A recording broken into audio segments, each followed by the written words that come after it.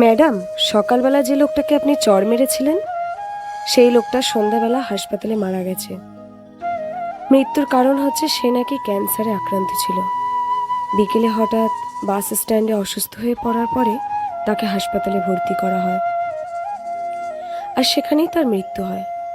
দারোয়ানের মুখে কথাটা শুনে স্তব্ধ হয়ে তাকিয়ে রইলাম তার মুখের দিকে। কত সহজে সে আমার সঙ্গে কথাগুলো বলে গেল, কিন্তু আমার ভিতরে যে কতটা আঘাত করে কথাটা প্রবেশ করছে সেটা আমি অনুভব করছি। বললাম, তুমি কি নিশ্চিত যে সেই লোকটাই এই মৃত ঘোষণা করা লোক? হ্যাঁ ম্যাডাম, আপনিই তো বলেছেন তার দিকে ভালো করে নজর রাখতে।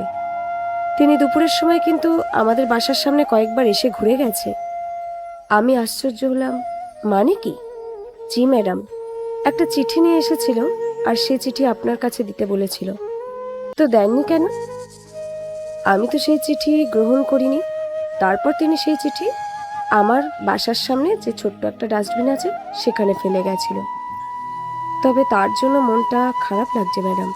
যদি জানতাম আজকেই মারা যাবে তাহলে দুপুরে তার সঙ্গে খারাপ ব্যবহার করতাম না। আপনি কি আমার সঙ্গে গিয়ে সেই চিঠিটা বের করে আনতে পারবেন রহমান ভাই? চেষ্টা করতে পারি, কিন্তু ময়লার মধ্যে এতক্ষণ কি থেকে কি হয়ে গেছে তার ঠিক আছে নাকি? তবুও চলুন না, যদি খুঁজে পাই। প্রায় 30 মিনিট খোঁজাখুঁজি করে একটা চিঠির মতো কাগজ পাওয়া গেল। প্রথম দুটো লাইন পড়ে বুঝতে পারছি এটাই সেই চিঠি। দ্রুত বাসায় ঢুকে নিজের রুমে এসে পাতাটা চোখের সামনে পড়ার জন্য তুলে নিলাম। স্মৃতি নামটা লিখতে গিয়ে কেমন কেঁপে উঠলাম। মনে হচ্ছে চারিদিকে তোমাকেই দেখছি, কিন্তু আমি খুব ভালো করে জানি সেটা অসম্ভব। তোমার শহরের প্রতিটি গলিতে আমার প্রবেশ নিষিদ্ধ, অথচ কথা ছিল সারা জীবন তোমার শহর চলবে আমার রাজত্ব। সময় বদলে যায়, মানুষকে দেওয়া মানুষের প্রতিশ্রুতি হারিয়ে যায়। আমার নাম অনুভব, আর তোমার নাম স্মৃতি। তুমি সবসময় বলতে যে অনুভবের স্মৃতি নাম মিলিয়ে আল্লাহর আমাদের এ পৃথিবীতে পাঠিয়েছে। আসলেই কি তাই? তুমি আজকে সকালবেলা আমার গালে একটা চড় মারলে, আমি মোটেই রাগ করিনি। কারণ তুমি হয়তো জানো না, আমাদের দীর্ঘ ভালোবাসার মধ্যে এটাই ছিল আমার শরীরে তোমার স্পর্শ। হোক সেটা আক্রোশ কিংবা বিরক্তিকর আচরণ, তবু প্রথম স্পর্শ বলে কথা। তোমার সঙ্গে আমার পরিচয় ফেসবুকে, তারপর দীর্ঘ ভালোবাসার মধ্যে একবারই দেখা হয়েছে। সেদিনের সেই মাত্র 3 ঘন্টা আজও সেই হাসপাতালের দেয়াল জুড়ে অনুভবের স্মৃতি হয়ে আছে। তোমার মনে আছে সেদিন দেখা হবার পরে বাসায় ফিরে তুমি অনেক আফসোস করে বলেছিলে, অনুভব, তোমার ওই হাতটা একটিবারের জন্য ধরতে খুব ইচ্ছে করছিল, কিন্তু সাহস হয়নি। ভেবেছিলাম হঠাৎ করে তুমি আমার হাতটা ধরবে অনুভব, কারণ তুমি তো এই স্মৃতির মনের কথা বুঝতে পারো। আমি সেদিন বলেছিলাম হাত ধরার জন্য সামনে সারাটা জীবন অপেক্ষায় আছে, কিন্তু সেদিন যদি জানতাম বদলে যাবে তুমি, তাহলে শুধু হাত নয় বরং তোমাকেই শক্ত করে জড়িয়ে ধরতাম। বিশ্বাস করো, খুব ভালোবাসি, কিন্তু ভালোবাসতে চাইনি তোমায়, কারণ তুমি ভালোবাসতে চাইতে আর আমি এড়িয়ে চলতে চাইতাম। কারণ আমি নিজেও জানি না, কিন্তু তবু তোমার একনিষ্ঠভাবে পিছনে লেগে থাকা আর ধৈর্যের কাছে হার মানলাম। মানুষ কথা বলতে বলতে কিন্তু একসময় মায়ায় জড়িয়ে যায়। মানুষ কিভাবে প্রেমে পড়ে আর কেন পড়ে সেটা কেউ জানে না। আমিও হয়তো তোমার ভালোবাসার কাছে হেরে গিয়ে নিজেই ভালোবেসেছিলাম, আর তাই পথ চলা শুরু।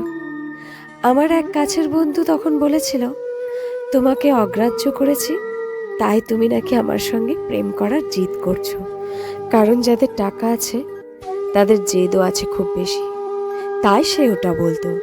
কিন্তু তোমার দিনের পর দিন অফুরন্ত ভালোবাসা আমাকে মুগ্ধ করতো।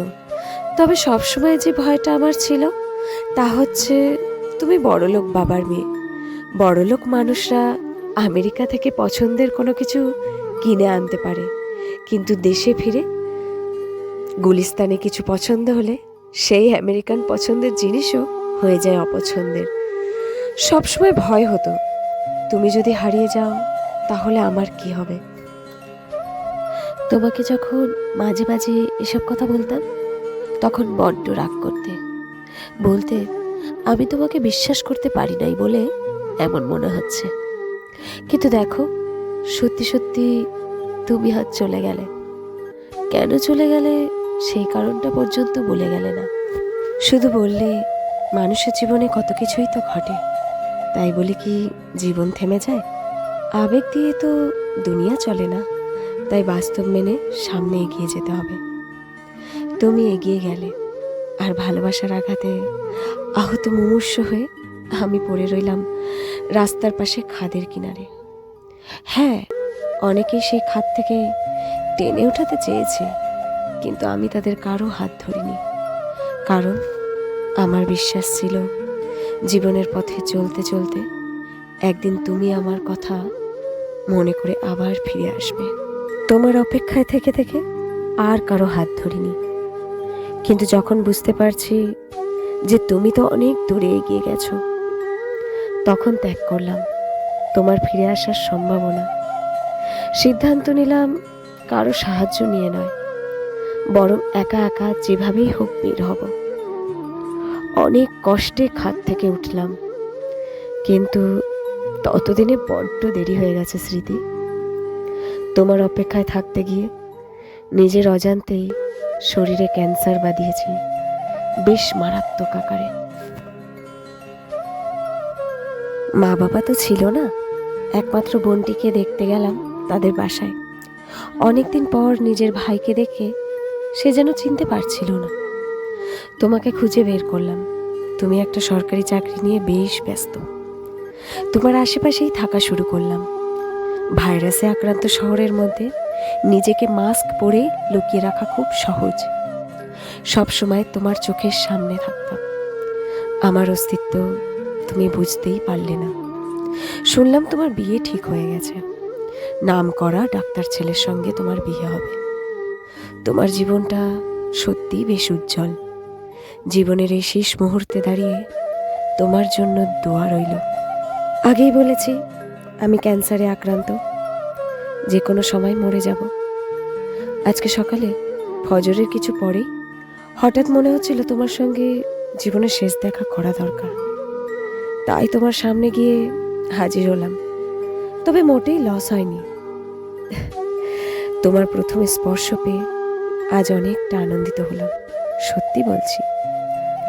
আমার বাবা মৃত্যুর আগে প্রায় 17 বছর ধরে শ্বশুরবাড়িতে যাননি, কিন্তু যেদিন তিনি মারা গেছেন তার ঠিক 4 দিন আগে তিনি আমার নানা বাড়ি, মানে আমার বাবার শ্বশুরবাড়িতে গেলেন। 3 দিন পরে সেখান থেকে ফিরলেন, আর একদিন পরে তিনি মারা গেছেন। বাবা হয়তো বুঝতে পেরেছেন তিনি মারা যাবেন, তাই শেষে একবার গিয়েছিলেন বেড়াতে। আমি 3-4 দিন ধরে বুঝতে পারছি আমার আয়ু ফুরিয়ে গেছে। তোমার কাছে একটা কথা জানার প্রবল ইচ্ছে ছিল, কিন্তু জানা হলো না। স্মৃতি, কেন চলে গেলে? আমি তো অনেক অনেক ভালোবাসি, তবুও কেন চলে গেলে? আমার মৃত্যুর যেদিন 1 বছর পূর্ণ হবে, সেদিন সন্ধ্যাবেলা তোমার বাসার দক্ষিণের বারান্দায় বসে আকাশে তাকাবে। তারপর ঠোঁট নেড়ে তুমি বিড়বিড় করে বলে দিও, আমি শুনে নেব। আধরাতে যদি ঘুম ভেঙে যায়, মনে পড়ে মোরে প্রিয়, চাঁদ হয়ে রব আকাশের গায়ে, বাতায়ন খুলে দিও।